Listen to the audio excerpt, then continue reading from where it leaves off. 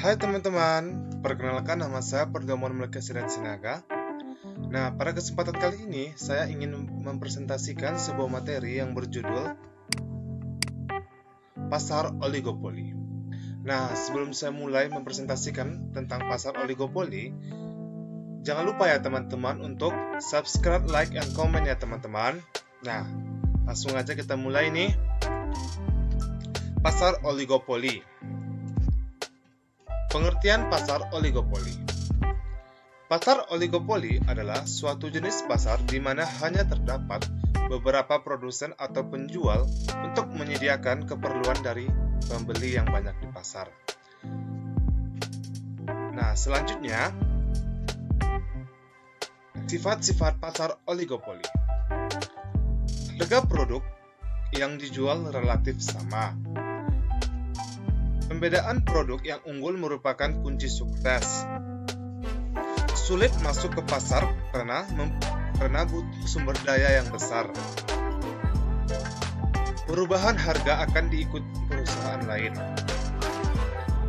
Selanjutnya, faktor-faktor terbentuknya pasar oligopoli. Yang pertama, adanya skala efisiensi besar. Maksud dari efisiensi ini adalah adanya penghematan teknologi dan biaya produksi. Yang kedua, adanya kompetensi manajemen yang kompleks. Maksud dari kompetensi manajemen yang kompleks adalah bahwa dalam kegiatan pasar terdapat persaingan bebas yang menuntut perusahaan untuk mengambil peran dan langkah. Ciri-ciri pasar oligopoli. Yang pertama, hanya terdapat beberapa produsen yang menguasai banyak konsumen di pasar. Biasanya jumlah produsen tidak sampai 10 perusahaan. Yang kedua, produk yang diperjualbelikan bisa bersifat homogen, bisa pula beragam. Nah, yang ketiga, sistem harga menjadi kaku atau cenderung sama karena adanya kepemimpinan harga oleh perusahaan terbesar di pasar atau merek yang paling laris. Yang keempat, memiliki kurva permintaan dengan elastisitas silang yang relatif tinggi. Yang kelima, setiap perusahaan cenderung memberlakukan harga pasar yang umum. Yang keenam, promosi dan inovasi merupakan strategi yang sangat penting. Yang ketujuh, promosi melalui iklan atau media dilakukan secara intens. Bisa dilihat di televisi, iklan-iklan produk rumah tangga tersebut selalu tampil. 9. Biasanya perusahaan lain atau baru sulit memasuki pasar oligopoli yang sudah eksis. Hubungan antara perusahaan-perusahaan dalam pasar oligopoli. Yang pertama, oligopoli dengan kesepakatan atau eksklusif oligopoli. Kesepakatan antara perusahaan dalam pasar oligopoli biasanya berupa kesepakatan harga dan produksi. Atau kesepakatan ini kadang disebut sebagai kolusi atau kartel. Dengan tujuan menghindari perang harga yang akan membawa kerugian bagi masing-masing perusahaan pada kondisi tertentu. Contoh adalah kesepakatan produksi dan harga pada OPEC. Yang kedua, oligopoli tanpa kesepakatan atau non-collusive oligopoli. Saingan antar perusahaan dalam pasar oligopoli biasanya berupa perbedaan harga dan jumlah produk yang dihasilkan. Perbedaan harga dan perbedaan produksi bisa saling berhubungan positif timbal balik. Dilakukan dalam rangka ingin mendapatkan jumlah pembeli yang lebih banyak dari sebelumnya atau dari pesaingnya. Contoh pasar oligopoli. Nah, contoh dari pasar oligopoli ini yang pertama yaitu pasar oligopoli murni.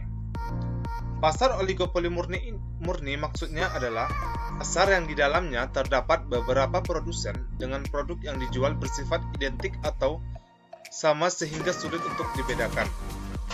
Contoh dari jenis pasar oligopoli murni ini sangat banyak di kehidupan kita, di mana seringkali kita tidak mempedulikan mereknya karena dianggap sama saja. Contohnya adalah air mineral, helm, semen, pipa, dan sebagainya.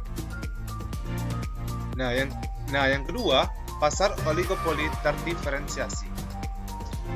Berbeda lagi dengan pasar oligopoli terdiferensiasi, di mana barang yang diperjualbelikan meskipun bersifat homogen tetapi bisa dibedakan. Dengan kata lain, ada konsumen yang lebih suka dengan satu merek saja karena menganggap merek lain tidak sesuai dengan seleranya. Contoh dari pasar oligopoli terdiferensiasi ini juga tidak sulit ditemukan dalam keseharian, seperti sabun, sampo, bumbu penyedap makanan, rokok, kartu internet, motor atau mobil, dan lain sebagainya. Kelebihan dan kekurangan pasar oligopoli. Nah, saya akan membahas yang pertama, yaitu kelebihan dari pasar oligopoli. Nih, yang pertama tuh kelebihan dari pasar oligopoli, persaingan yang ketat menjadikan setiap perusahaan sangat mengupayakan inovasi dan menjaga kualitas terbaiknya. Yang kedua, harga produk menjadi lebih sesuai dengan keinginan konsumen karena persaingan antar produsen yang ketat membuat masing-masing produsen tidak mau mematok harga terlalu tinggi.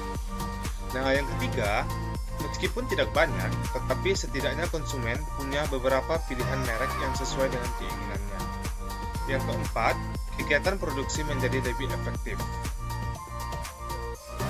Nah, yang kedua yaitu kekurangan pasar oligopoli. Yang pertama itu, produsen baru sulit untuk masuk ke pasar sehingga pertumbuhan ekonomi cenderung lambat karena persaingan hanya terjadi di beberapa produsen saja.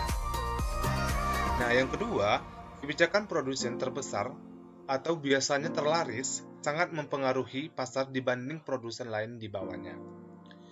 Oleh karena promosi sangat penting, modal untuk iklan menjadi sangat banyak sehingga bisa menjadi pemborosan ekonomi jika tidak tepat sasaran. Nah, yang keempat, sering terjadi perang harga antar produsen. Nah, yang kelima, kemungkinan adanya konsumen yang loyal sangat besar terhadap satu merek, sehingga perusahaan lain sulit untuk bersaing di pasar dengan konsumen yang sama. Yang keenam, memungkinkan banyak hak paten atas suatu produk tertentu sehingga membatasi perusahaan lain untuk melakukan pengembangan produk yang sama. Yang ketujuh, cukup sulit untuk melakukan pemerataan pendapatan. Nah, yang kedelapan, peluang munculnya eksploitasi yang berlebihan dalam kegiatan pasar menjadi lebih besar. Nah, yang kesembilan, perusahaan yang sudah memiliki jam terbang lebih memiliki peluang menikmati skala ekonomis sehingga bisa menurunkan biaya produksi dan menurunkan harga pasar. Hal ini tentu merugikan perusahaan di bawahnya atau pendatang. Nah, hambatan dalam persaingan oligopoli. Ini adalah pembahasan saya yang terakhir dalam materi pasar oligopoli. Hambatan dalam persaingan oligopoli. Yang pertama, skala ekonomis. Perusahaan yang telah lama berproduksi dan beroperasi relatif lebih memiliki kesempatan untuk menikmati skala ekonomis. Karena untuk memperbesar produksinya, perusahaan tersebut cukup menambah dari produksi yang sudah ada, sehingga sangat memungkinkan untuk menurunkan biaya produksi dan relatif akan mampu menjual produksinya dengan harga yang relatif lebih murah bila dibandingkan para pendatang baru. Yang kedua, ongkos produksi yang berbeda. Perusahaan bisa menurunkan biaya produksi dengan membuka kapasitas produksi baru daripada tetap menggunakan kapasitas yang lama dan seterusnya. Sementara bagi perusahaan baru, hal itu dilakukan karena harus mengeluarkan segala macam biaya yang tidak disertai dengan produksi langsung, misalnya biaya pendidikan karyawan agar menjadi terampil. Yang ketiga, keistimewaan hasil produksi. Bagi perusahaan yang telah lama berdiri dan sama lamanya dengan produk yang dihasilkan, menyebabkan produk tersebut menjadi dikenal oleh masyarakat dan menciptakan konsumen yang loyal pada produknya. Selain itu, berhubung dengan tingkat kerumitan produk yang dihasilkan, membuat perusahaan baru haruslah dengan cermat dan hati-hati mempelajarinya sehingga membutuhkan waktu yang lama. Sementara, bagi perusahaan lama hal tersebut adalah hal biasa. Nah, mungkin Mungkin itu saja yang bisa saya presentasikan tentang materi pasar oligopoli. Saya minta maaf jika ada kesalahan kata-kata yang saya ucapkan. Sekian dan terima kasih.